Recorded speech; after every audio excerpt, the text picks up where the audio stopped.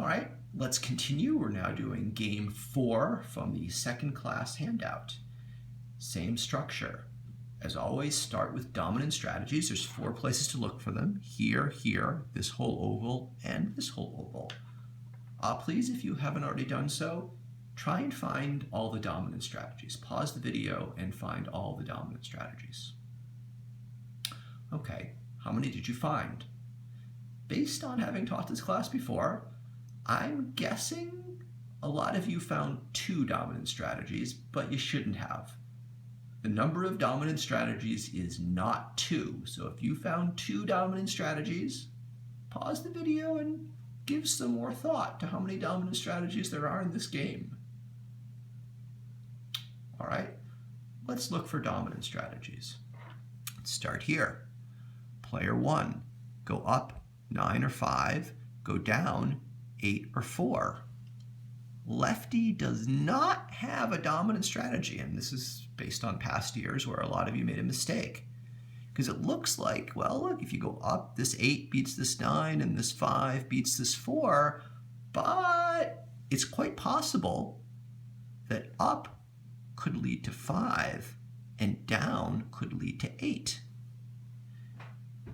To have a dominant strategy for player 1, both of the numbers, if going up is a dominant strategy for player 1, both of the numbers on top have to beat both of the numbers on the bottom. You see, player 2 might respond differently to whether player 1 goes up or down. So, it's true up could lead to 9 and down could lead to 8, meaning going up would be better than going down, but it's also possible that up could lead to 5, whereas down could lead to 8. So it's possible that down could give you a higher payoff. That means if player 1 is a lefty, he does not have a dominant strategy. This is important, by the way, so just if you don't get that, if you don't get why lefty does not have a dominant strategy, please go back to the beginning of this video and think about it some more, because these games are going to get a lot more complicated. We're going to be building on what we know, so that's an important base for you to have. And again, most students miss this one, so don't feel bad if you missed it. All right, righty. Does righty have a dominant strategy? Up 7 or 6, down 8 or 9. Yup, righty has a dominant strategy of down. Basically, the worst you get if you're a righty and go down is 8. The best you can get if you go up and you're a righty is 7. Well, that means going down is definitely going to be better. All right, now let's look for player 2. Player 2 somehow knew she was on the left. If up is played and player 2 knew she was on the left, it would be X. If up is played and player 2 knew she was on the right, Y is better. So player 2, if she's told up, cannot figure out what to do until she first figures out where she is, until she's first figured out what player 1 is going to do. No dominant strategy for player 2 if up is played. What if down is played? Down is played. Player 2 knew she was on the left, she'd want X, because 5 beats 0. And she knew she's on the right, she'd want Y, because 10 beats 0. So, this game only has one dominant strategy. There's 4 things we have to figure out. So these games are all a puzzle where you got to figure out 4 things. The easiest tool to use is dominant strategies. But there doesn't have to be any, there doesn't have to be a lot. There could be 1, 2, 3, 4, or 0 dominant strategies out of those 4 possibilities. So we figured out one piece of our 4-piece puzzle. Let's try to figure out the rest. And again, if you haven't done this game, you don't know what's happening, pause the video and think about what you think is going to happen. Let me give you a hint if you haven't figured it out. You are player 2, and you are told up has been played. So you're player 2, you see the game, you understand that player 1, if he's a righty, has a dominant strategy of down, and player 1, if he's a lefty, doesn't have a dominant strategy. You are told, hey, up has been played. You are in this oval. What should your belief be? Should you think I'm on the left, I'm on the right, or I can't get past, I think 50% chance left, 50% chance right? What should you believe? Well, what you should believe is that you're on the left. So this is another tool. So we're going to have a bunch of tools to solve these games. First tool, play your dominant strategy. Second tool, figure the other person as a dominant strategy. She's going to go for it. Here's another tool. If one person has a dominant, one type of player one has a dominant strategy to not do something, then the other person did it. So basically, lefty does not have a dominant strategy. Righty has a dominant strategy that involves not going up.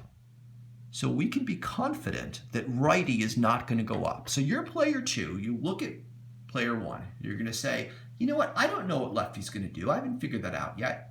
But I am certain that righty will never go up. I am certain that righty will never go up because righty has a dominant strategy of down, and that of course means up is a stupid strategy.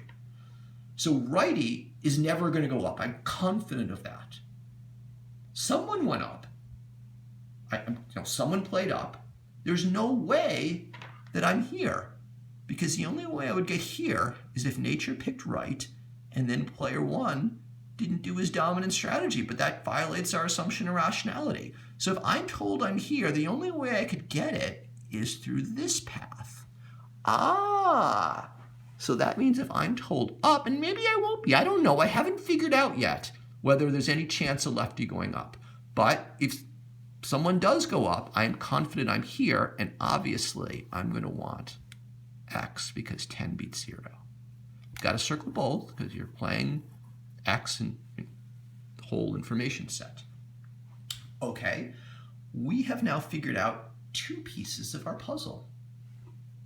Keep going. So again, sorry to keep going over this, but a cost of not having lecture is that I can't pause and see if you're actually working on these games. So figure out now you have 2 pieces of the puzzle. See if you can build on that. Well, player 1 is told you're a lefty, doesn't have a dominant strategy. What should player 1 do? Player 1 will figure out, like down, I don't know if I'm going to get this 8 or the 4 yet. I haven't figured that one out. But up, up always leads to X, which leads to 9, which of course is better than 8 or 4. So player 1 basically is going to reason this way. Player 1 is going to say, if I'm a lefty and I go up, player 2 is going to know I'm a lefty. And if I play up and player 2 has figured out I'm a lefty, player 2 is going to go with X and give me 9. And that 9 is better than anything I could possibly get if I go down, given that I'm a lefty. So if I'm a lefty, I want to go up. One more piece of the puzzle, and this one's easy. Player 2, if down is played, will reason all of this. Player 2 will reason, well, look, if nature goes right, player 1 will always play down. And if nature goes left, player 1 will always go up. So if I'm told down, I know that I am here. And if I'm here, I definitely want Y. That means nature picks left. We end up here. Player 1 getting the 9 and player 2 getting the 10. And if nature picks right, we end up here. And by coincidence, the same payoff, 9 and 10. So let me talk about the equilibrium concept.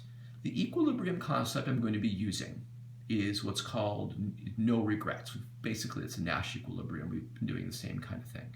So under no regrets equilibrium, you do not regret your actions given what everyone else does.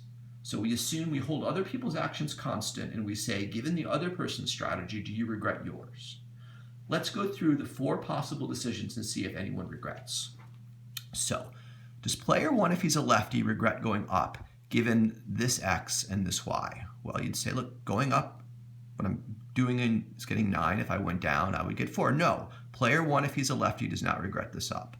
What if player 1, if he's a righty, does he regret this down? Well, given player 2's strategy, this down gives him a 9. Where had he gone up, he would have gotten a 7. So no, player 1, if he's a righty, does not regret down. What about player 2? Given player 1's strategy of lefty goes up, righty goes down, do you regret it if you're told up? X. Well, no, because you figure you're here and this 10 beats this 0. Finally, player 2 is told down. Given player 1's strategy of, lefty up, righty down, do you regret this Y? Well, no, because given player one's strategy, you're told down, you're confident you're here. So you do not regret this Y because this 10 beats this 0. So this is a no regrets equilibrium. That precise way of looking at it will become relevant in even more complex games. And this is, of course, a separating equilibrium because the two types of player ones separate themselves with their actions. So although player 2 does not observe whether nature made player 1 a lefty or righty, player 2 is able to figure it out from watching player 1's actions. So just to review, these games are designed where you have uncertainty. Player 2 is the one with uncertainty over player 1. Player 1 knows something that player 2 does not know. Player 2 estimates probabilities. And then player 1 will take some action, and that action might be enough to reveal player 1's type, or it might not be enough. And that's what these games are getting at. And I think there's a lot of situations in the world that not correspond exactly to this, but are kind of close, where we really want to know something about somebody, but we can't observe it directly. We don't really trust the person to tell us because it's kind of obvious what they want us to think about them. But maybe, their actions reveal something about them. And this is, okay. Thank you very much.